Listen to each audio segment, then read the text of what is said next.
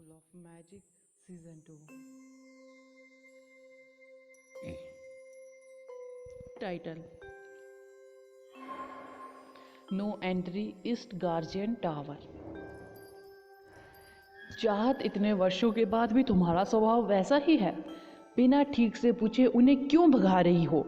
मूंछों वाला एक बूढ़ा आदमी इमारत से बाहर आया। वो एक युवा व्यक्ति की तरह ऊर्जावान दिखता था, लेकिन उसके सफेद बाल और मूछें थी। इसमें पूछने की क्या बात है? यह अपमानजनक बच्चा कहता है कि वह हमारे ट्विन गार्जियन टावर को गिरा देगा। वह रॉय कबीले की सबसे बड़ी बेटी के सामने ऐसे अपमानजनक शब्द कहने का साहस करता है। मैं इसे कैसे बर्दाश्त कर सकती हूँ? किमोनो पहने हुए महिला, जो कि चाहत थी, ने कहा, पहले आप गलत थे। ठीक है, इतना काफी है। वे सम्मानीय अतिथि होंगे जिनका हम इंतजार कर रहे हैं। बूढ़े व्यक्ति ने महिला की ओर देखा जब वह उसके पास आया। माननीय अतिथिगण, चाहत को अविश्वास हुआ। बूढ़े आदमी, आपकी बेटी को शिष्टाचार सिखाने की जरूरत है। वह भाग्यशाली है कि आप समय पर आ गए, अन्यथा मैं उसके सुंदर चेहरे को हराकर सूमो पहलवान बनाने जा रहा था, आदर्श ने कहा। बूढ़ा चौंका। उसे उम्मीद नहीं थी कि आदर्श ऐसी बात कहेगा। चाहत ने जमीन पर पैर पटकते हुए अपनी लकड़ी के खंभों को लगभग तोड़ दिया। यदि उसकी बड़े चाचू लाइक्राम ने हस्तक्षेप नहीं किया होता तो उसने अपमानजनक बच्चे को पीट पीट कर मार डाला होता। इसके बावजूद बच्चा उसकी सीमाओं को चुनौती दे रहा होता। वह तो बस मौत की भीख मांग रहा था। मेरा मानना है कि आप प्राचीन राष्ट्रीय चीन की राष्ट्रीय टीम के प्रतिनिधि हैं, जो इस समय अपनी ट्रेनिंग के प्रशिक्षण में है। समय बिल्कुल सही है। लाइक्राम ने स्थिति को और अधिक जटिल बनाए बिना सीधा विषय पर बात आते हुए कहा। यह सुनकर वेद तुरंत आ गया और अपना बैज बूढ़े व्यक्ति को सौंप दिया। बूढ़े व्यक्ति ने बैज की जांच करने की जहमत नहीं उठाई। वेद ने पूछा, क्योंकि वह काफी भ्रमित था, क्या आप इसकी जांच नहीं करने जा रहे? क्या आपको डर नहीं लगता कि हम धोखेबाज हैं? आपको यह दिखावा करने के लिए कुछ साहस की आवश्यकता होगी कि आप राष्ट्रीय टीम के प्रतिनिधि हैं। मुझे नहीं लगता कि कोई इतना मूर्ख है कि हमारे ट्विन गार्जियन टावर के एक्सपर्टों को चुनौती देने के लिए यह दिखावा करे कि वे चीन के प्रतिनिधि हैं। बूढ़ा व्यक्ति मुस्कुराया। वेद ने कहा, आप अपने लोगों के प्रति काफी आश्वस्त हैं। जैसे ही वेद ने वाक्य अपना पूरा किया, एक आदमी जिसके बाल सोने के रंगे हुए थे इमारत से बाहर चला आया। यह स्पष्ट था कि उसने बातचीत सुनी थी। उन्होंने आत्मविश्वास भरी मुस्कान के साथ वेद को जवाब दिया, पूरे जापान में बहुत से लोग ट्विन गार्जियन टावर को चुनौती देने की हिम्मत नहीं करेंगे। आपको क्या लगता है कि हमें आत्मविश्वास कहाँ से मिला? हम आसानी से बता सकते हैं कि आप नकली है या असली, यह देखकर कि आप हमारे खिलाफ द्वंद्व में कितनी देर तक टिके रह सकते हैं। हम कब तक टिके रह सकते हैं? अनिकेत के होठ मुड़े। उसने अप्रिय स्वर में उत्तर दिया, मित्र, ऐसा क्यों लगता है कि तुम्हें लगता है कि चीन की राष्ट्रीय टीम तुम लोगों को हरा भी नहीं सकती, जो केवल राष्ट्रीय टीम दूतावास की रक्षा कर रहे हैं? यदि तुम ऐसा सोचते हो, सुनहरे बालों वाले जापानी व्यक्ति ने कहा, ठीक है, तुम्हें बेहतर याद है कि जब मैंने तुम्हें और तुम्हारे साथियों को बाद में मैदान पर बिठाया था तो तुमने क्या कहा था? वैसे मुझे वास्तव में आपका हेयर स्टाइल पसंद नहीं है, अनिकेत ने गर्व से कहा। जैसे ही अनिकेत ने बोलना समाप्त किया, आहन को अप्रिय महसूस हुआ। जब उसने देखा कि जापानियों का हेयर स्टाइल उसके जैसा ही है तो उसका मूड खराब हो गया था, लेकिन अनिकेत को बस इसका जिक्र करना था। बातचीत से आप दोनों कुछ हद तक एक जैसे दिखते हैं। आहन, ऐसा लगता है कि आपके पिताजी हमारी योजना शुरू करने से पहले ही मौज मस्ती के लिए जापान आ चुके हैं। वाह, क्या बात है। आदर्श ने आहन की तुलना जापानियों से की और तुरंत टिप्पणी करने लगा, हमारे मेहमानों को अंदर लाओ ताकि वे थोड़ा आराम कर सके। मैं द्वंद्वों की व्यवस्था करूंगा, लेकिन उससे पहले हमें अपने मेहमानों के साथ सम्मानपूर्वक व्यवहार करना होगा। उन्हें ट्विन गार्जियन टावर्स के आसपास भ्रमण पर ले आए। लाइक्राम ने उनके बैज की जांच किए बिना उन्हें अंदर आमंत्रित किया। वैसे हमारे पास अभी भी कुछ लड़कियां आ रही हैं, उन्हें देर हो सकती है, इसलिए कृपया यहाँ प्रतीक्षा करें और जब वे आए तो उन्हें ले आए, आदर्श ने चाहत से कहा। चाहत का माथा गुस्से की रेखाओं से ढका हुआ था। उसने गुस्से से जवाब दिया, क्या आप मेरे साथ प्रवेश द्वार की देखभाल करने वाली नौकरानी की तरह व्यवहार कर रहे हो? आपको क्या लगता है कि मैं कौन हूँ? अगर तुम ऐसा सोचती हो, आदर्श ने ही वही वाक्यांश दोहराया जो सुनहरे बालों वाले जापानी ने एक क्षण पहले कहा था। वह आदमी पीछे मुड़ा और आदर्श की ओर अमित्र दृष्टि से घूरने लगा। जब वे वेस्ट गार्जियन टावर में दाखिल हुए तो उन्होंने पाया कि मुख्य परिसर ऊपरी मंजिल पर स्थित था। इमारत की दीवारों और नींव के बीच की जगह अनियमित आकार के झरनों और तालाबों ने घेर ली थी। चट्टान के सामने वाले हिस्से के अलावा अन्य 3 किनारे समान थे। पानी बिल्कुल साफ था। वे पानी पर तैरती गिरी हुई पत्तियां, नीचे की चट्टानें और यहाँ तक कि चट्टानों पर पत्तियों की छाया भी देख सकते थे। पानी काफी गहरा होना चाहिए था, यह केवल उथला लग रहा था क्योंकि यह बहुत स्पष्ट था। पानी की सतह पर लकड़ी के रास्ते थे, जिनमें बहुत सारे रास्ते और छोटे मंडप थे। वेस्ट गार्जियन टावर के निचले स्तर पर काफी लंबी पैदल दूरी तय करनी पड़ी। टावर को 3 स्तरों में विभाजित किया गया था। निचले स्तर में मुख्यतः हॉल शामिल थे। लेआउट भूल भुलैया जितना जटिल था। हर हॉल बिल्कुल एक जैसा दिख रहा था। दिशा बताना बिल्कुल कठिन था। हॉल के बीच की सीढ़ियां मध्य मंजिल तक जाती थी। बीच वाली मंजिल पर सब कुछ था। संग्रहालय, पुस्तकालय, ट्रेनिंग स्थल, ध्यान कक्ष, व्याख्यान कक्ष, समारोह कक्ष, आवास, इक्विपमेंट कक्ष, स्मिथ कक्ष, फार्मासिस्ट इत्यादि। हर कमरा आलीशान था। ऊपरी मंजिल में सेना के लिए बैठक कक्ष, अवलोकन टावर, गार्डों के लिए विश्राम स्थल, संरचनाओं को बनाए रखने के लिए जादुई टावर आदि शामिल थे। यह मंजूरी वाले अधिकारियों और गार्डों के अलावा सभी के लिए सीमा से बाहर था। बीच की मंजिल अभी भी उस जगह का सबसे चौंकाने वाला हिस्सा था। इसमें वे सभी सुविधाएं थी जिनकी एक मैजिशियन उम्मीद कर सकता है।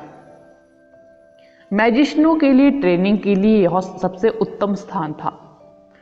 सुनहरे बालों वाला आदमी और चाहत उन्हें चारों ओर ले गए। वे जल्द ही चट्टानों के पास पहुंचे। आदर्श को आश्चर्य हुआ।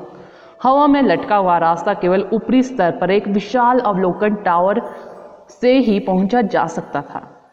यदि ऊपरी स्तर सीमा से बाहर था तो इसका मतलब यह भी था कि उनके पहाड़ के सामने वाला टावर भी निषिद्ध क्षेत्र था। सबसे महत्वपूर्ण बात यह है कि दोनों टावरों के बीच का रास्ता पैदल मार्ग नहीं था, यह एक ड्रॉबेज था। दूसरे शब्दों में, वेस्ट गार्जियन टावर और ईस्ट गार्जियन टावर दोनों को किसी को भी से पार करने के लिए ड्रॉबेज को नीचे करना पड़ता है। क्या दूसरी तरफ का टावर जनता के लिए खुला नहीं है? आदर्श ने पूछा, जो हमेशा से एक जिज्ञासु व्यक्ति था। यह एक प्रतिबंधित क्षेत्र है, सुनहरे बालों वाले जापानी ने कहा।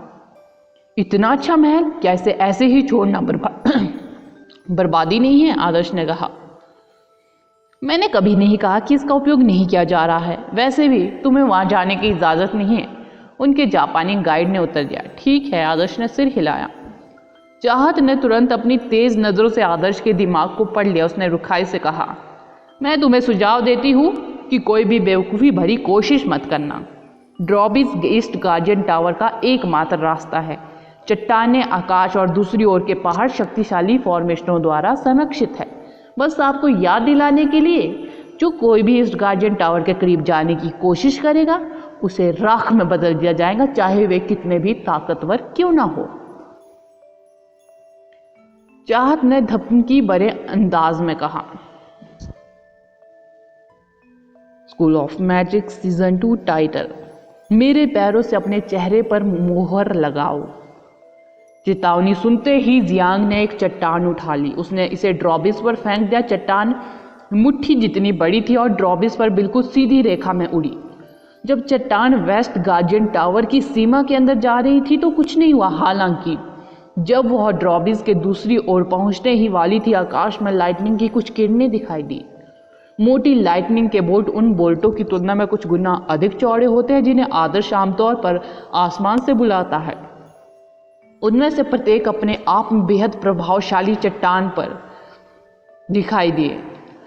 उनमें से 10 से अधिक उनके विपरीत चट्टान पर दिखाई दी और वे बेतहाशा नृत्य करते हुए लाइटनिंग की दीवार बना रहे थे। चट्टान धूल में मिल गई। लाइटनिंग की नाचती हुई दीवार कुछ और सेकंड चली और जहां तक उनकी दृष्टि पहुंच सकती थी और वेस्ट गार्जियन टावर को पूरी तरह से कवर कर रही थी। यह न केवल देखने में प्रभावशाली था बल्कि अद्भुत भी था। जब उन्होंने यह शानदार दृश्य देखा तो उन्हें बहुत कम महसूस हुआ, मानो मौत बस उनके करीब ही थी।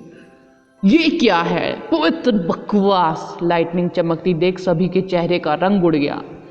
किसने सोचा होगा कि एक चट्टान से इतना भयानक दृश्य उत्पन्न होगा? क्या आप में से कोई एक बार नियम नहीं सुन सकता? आपकी हरकतें हमारे लिए बहुत सारी मुसीबतें लेकर आने वाली है, सुनहरे बालों वाले आदमी ने गुस्से से चिल्लाया। हमने भी ऐसा होने की उम्मीद नहीं की थी। वेस्ट गार्जियन टावर बिल्कुल सामान्य दिखता है, लेकिन आपने न केवल इसे प्रतिबंधित क्षेत्र बना दिया बल्कि इसकी सुरक्षा के लिए इतनी शक्तिशाली फॉर्मेशन भी स्थापित की। क्या यह जगह अब भी शहर के अंदर नहीं है? जियांग ने आश्चर्य से कहा। इससे तुम्हारा कोई मतलब नहीं है। हमारा दौरा लगभग पूरा हो चुका है। मैं आज रात के खाने से पहले आऊँगा और तुम लोगों को ले जाऊँगा। कृपया मुझे माफ़ करें, सुनहरे बालों वाला आदमी गुस्से से चला गया। चाहत भी अच्छे मूड में नहीं थी। उसके पास उन्हें साथ रखने का कोई कारण नहीं था और स्पष्ट रूप से उसके मन में अभी भी आदर्श के प्रति द्वेष था। विदा लेने से पहले उसने उसे घूर कर देखा। आदर्श ने मुस्कुराते हुए कहा। जब वह चली गई तो उसके मोटे नितंबों को किमोनो द्वारा कसकर लपेटा हुआ देखा। भले ही उसका चेहरा और शरीर काफी आकर्षक था, आदर्श वास्तव में उसके घमंड को बर्दाश्त नहीं कर सका। उसमें उस सज्जनता, देखभाल, दयालुता और लालित्यों का पूर्ण तो अभाव था जो एक क्लासिक जापानी महिला में होता है। मैं आप सभी को बता रहा हूं, मैं निश्चित रूप से द्वंद्व के दौरान उस अहंकारी कुतिया को अपने प्रतिद्वंदी के रूप में चुनने जा रहा हूं। उसे गंभीरता से सबक सीखने की जरूरत है। मैंने मैजिक इसलिए सीखा है ताकि उस जैसी अज्ञानी विदेशी महिला को थोड़ा गाना सिखाया जा सके, आदर्श ने कहा। क्या आपने ट्रेन में यह नहीं कहा था कि आपने मैजिक सीखा है क्योंकि आप डिमन प्राणियों का वध करना चाहते हैं? जियांग ने कहा। वे एक दूसरे का बिल्कुल भी खंडन नहीं करते। जब तक मैं सुनहरे बालों वाली लड़के को धारण कर रहा हूं, मैंने एक उपयुक्त पंचिक बैंक ढूंढने के लिए लंबे समय तक इंतजार किया है। बहुत बुरा है, सलाहकारों ने हमें कोई अंदरूनी कलह न करने की चेतावनी दी है, अनिकेत ने कहा। अनिकेत, मैं कसम खाता हूं कि मैं तुम्हें अभी भी पीट दूंगा, आहान ने फटकारा। मैं तुमसे नहीं लड़ूंगा। मैं तुम्हारे जैसे मात्र सब्स्टिट्यूट के लिए अपना कीमती स्थान बर्बाद थोड़ी ना ही करूंगा। मैं अभी भी वेनिस में अपनी प्रतिभा दिखाने के लिए उत्सुक हूँ, इसलिए मेरे पास वेनिस तक आपके लिए धैर्य के कहने के अलावा कुछ नहीं है, अनिकेत ने कहा। धैर्य? आहान को गुस्सा आ रहा था। रात्रि भोज निचली मंजिल पर आयोजित किया गया था। एक सजे हुए हॉल में दावत चीन की राष्ट्रीय टीम के प्रतिनिधित्व के स्वागत के लिए वेस्ट गार्जियन टावर के कई वीआईपी लोग दावत में शामिल हुए थे। ऐसा कहा जा रहा था कि लोगों में युवा गौरवान्वित छात्रों का एक समूह था जिन्हें राष्ट्रीय ट्रेनिंग हॉल के द्वारपाल के रूप में चुना गया था। ये छात्र विभिन्न इंस्टीट्यूटों से चुने गए टॉप जापानी मैजिशियन थे। अन्य देशों के प्रतिनिधियों की ट्रेनिंग के लिए चुनौती के रूप में काम करने के लिए उन्हें कई महीनों के विशेष ट्रेनिंग से गुजरना पड़ा। प्रत्येक राष्ट्रीय टीम को समान चुनौतियों से गुजरना पड़ा। केवल उन लोगों को जिन्होंने विभिन्न देशों के ट्रेनिंग केंद्रों से प्राप्त अनुमोदन प्राप्त किया था, वेनिस में अंतिम लड़ाई में भाग लेने की अनुमति दी गई थी। ओसाका में वेस्ट गार्जियन टावर चीन की राष्ट्रीय टीम के लिए पहली चुनौती थी। उन्हें सलाहकार अब तक लापरवाह थे, लेकिन उन्हें अभी भी चुनौती को गंभीरता से लेना था। अगला एपिसोड सुनने के लिए बने रहे मेरे इस चैनल के साथ। विंटर सीजन है जिसके कारण बीमार हो गए थे, इसलिए एपिसोड्स अपलोड नहीं किए। हमारे चैनल के साथ बने रहने के लिए थैंक यू।